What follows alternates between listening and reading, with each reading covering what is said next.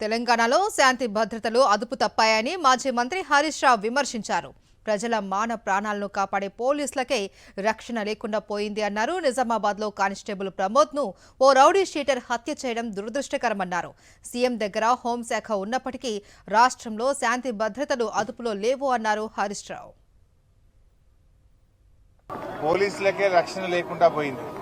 మొన్ననే చూశాం, ఒక రౌడీ షీటరు ఒక పోలీస్ కానిస్టేబుల్ ని చంపడం జరిగింది. ఇది చాలా దురదృష్టకరమైన సంఘటన. అంటే హోంమంత్రిగా ముఖ్యమంత్రి ఉన్నాడు, ముఖ్యమంత్రి హోంమంత్రి, హోంమంత్రి ముఖ్యమంత్రి. కానీ ఇలా ప్రజల్ని రక్షించాల్సినటువంటి పోలీసులకే రక్షణ లేకుండా పోయింది రాష్ట్రంలో.